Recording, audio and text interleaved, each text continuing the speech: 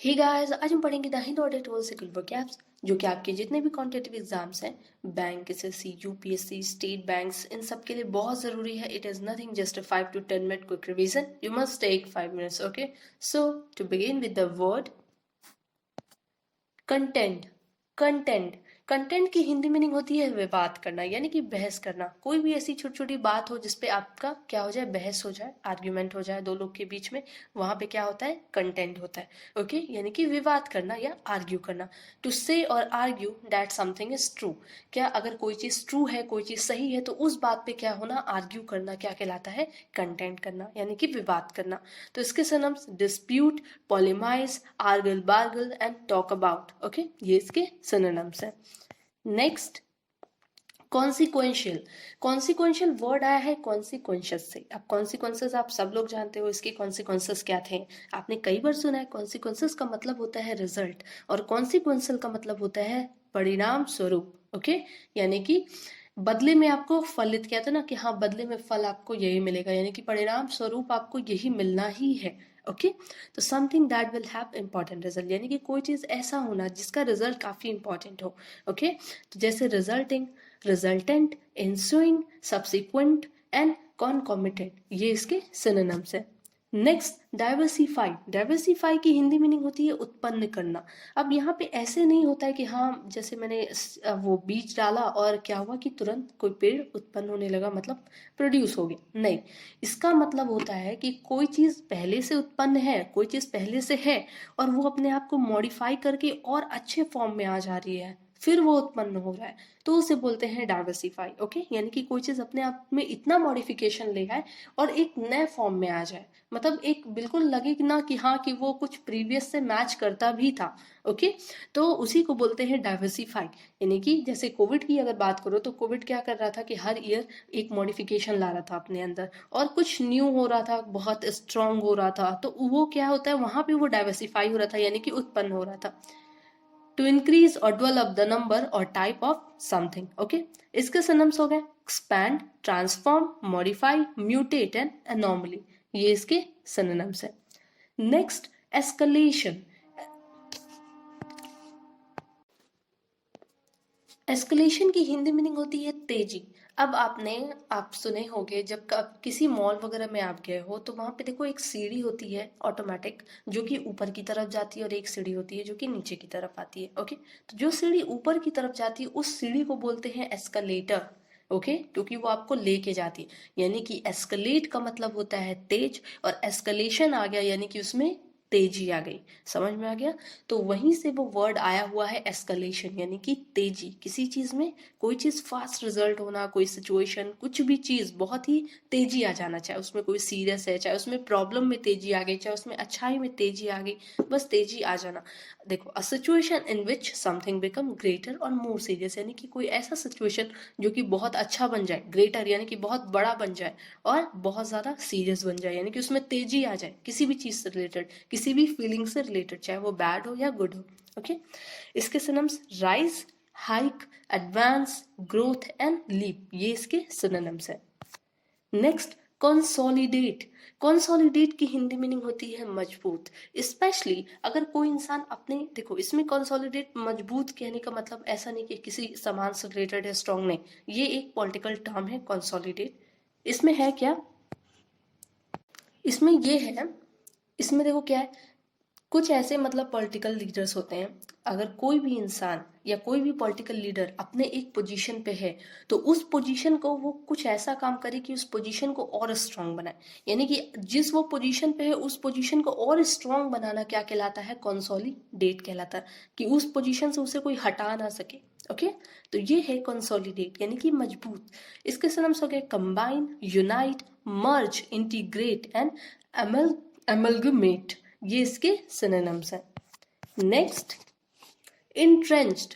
Entrench की Hindi meaning होती है आरोपित हुआ या फिर आरोपित करना. ओके, अब जैसे आरोपित बहुत कोई भी चीज है आरोपित, जैसे यहाँ पे देख लो, ऑफ एन एटीट्यूड, हैबिट और belief firmly establish and difficult और अनलाइकली टू चेंज. ओके, यानी कि कुछ ऐसा चीज आरोपित कर देना जिसे कोई बदल ना सके.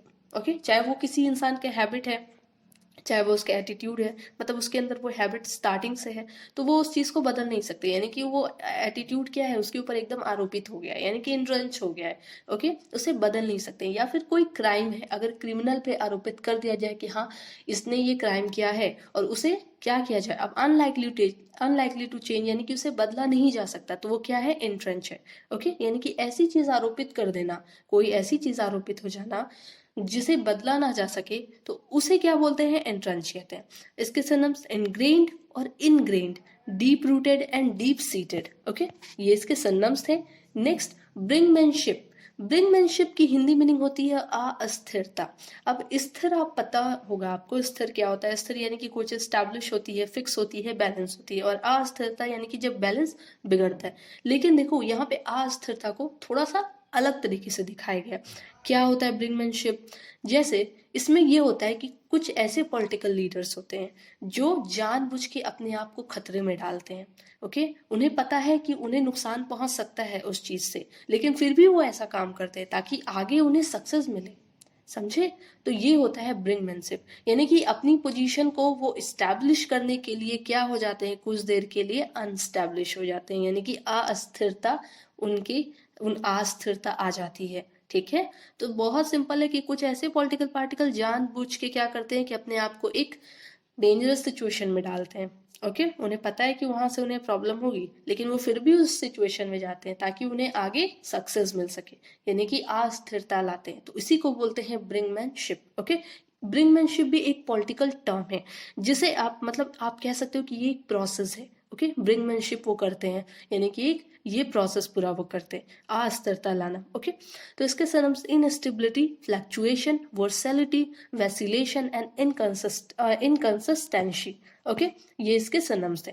Next, doctrine. डॉक्ट्रिन की हिंदी मीनिंग होती है सिद्धांत, उसूल, सिद्धांत, जैसे कि डॉक्ट्रिन। ओके, तो आपका जैसे कोई उसूल होगा कि हाँ आप इस चीज को फॉलो ही करते हो, आप ये काम सुबह सुबह डेली करते हो, ये आपके उसूल हैं। ओके, कुछ चीजें आपके उसूलों के खिलाफ होती है, बोलते हैं ना हम, तो यही उसूल यानी कि जो नियम होता है जो आपने बनाया है, ओके उसे बोलते हैं डॉक्ट्रिन। अ सेट और बिलीफ, स्पेशली एक ऐसा सेट और एक ऐसा बिलीफ किस लोगों को दिला देना या रख देना, ओके, जिसे आप बदलो ना। ओके, जो सब लोग मानने पे मजबूर हो जाए, उसे भी कहते हैं सिद्धांत। So a set of belief that is taught by church में, पॉलिटिकल पार्टीज एटसेट्रा। ओके, इन सब जगहों पे सिखाया जाता है एक बिलीफ रखना। इसके synonyms theory, principle, tenet, maxim and law, ये इसके सिनोनिम्स है। Next, littoral. लिटोरल की हिंदी मीनिंग होती है समुद्र तटवर्ती। अब देखो, लिटोरल हम the part of a country that is near the coast, यानी कि जो कोस्ट यानी कि जो समुद्र का जो किनारा होता है उसके आसपास उसके आसपास का जो हिस्सा होता है उसे बोलते हैं लिटोरल। बीच नहीं कहेंगे, बीच के आसपास का हिस्सा आप कह सकते हो, यानी कि वो एरिया, आप एरिया को बोलोगे, आप बीच नहीं कहोगे, बीच अलग चीज हो जाती है, लेकिन लिटोरल अलग चीज हो जाती है। समुद्र के आसपास की थोड़ी बहुत जो जमीन होती है, भले उस पर कस्बा ना हो, उस पर कोई मतलब डेवलपमेंट ना हुआ हो, लेकिन फिर भी वो खाली हो, तो उसे बोलते हैं लिटोरल। ओके, तो इसके सिनोनिम्स इंशोर, कोस्ट भी कहते हैं, एंड सर्कुमलिटोरल। नेक्स्ट एंड लास्ट आपका एक फ्रेजल वर्ब है, हाथ से जाने देना। मिस आउट, वेरी सिंपल, हाथ से जान देना। ओके, स्पेशली कोई अपॉर्चुनिटी आपके पास आई और वो अपॉर्चुनिटी आपके हाथ से चली गई। ओके, यानी कि आप उसका फायदा नहीं उठा पाए, एडवांटेज नहीं ले पाए। अब जैसे कोई चीज मिस हो जाना, हाथ से क्या होता है कि चले जाना। स्पेशली ये नॉर्मल वर्ड में भी हम कभी कभी यूज करते हैं जब कोई चीज हमारे हाथ से छूट जाता है। ओके, जैसे गोलमाल 3 तो आप सबने देखी होगी, उसमें वो बोलता है ना, क्या हुआ गोपू, मिस हो गया। वही चीज मिस आउट, यानी कि हाथ से जाने देना, या अपॉर्चुनिटी हो गया या कोई भी चीज आपके हाथ से पास हो जाए। ओके, तो इसके सिनोनिम्स हो गए एक्सक्लूड एंड ओमिट। ओके, आज के ये सारे वो कैप्स थे, और अब प्लीज आप रिस्पॉन्स क्या कीजिए, कमेंट क्या कीजिए, इससे मुझे मोटिवेशन मिलता है, थम्स अप दिया कीजिए। ओके, और डेली शाम में 6:30 के बाद टेलीग्राम चैनल पे क्विज चलता है ये सारे वो कैप्स का, जो अभी आप सुबह में पढ़ते हो। ओके, टेलीग्राम चैनल का नेम मेरे कमेंट बॉक्स में सबसे ऊपर पिन रहता है। Okay, thank you.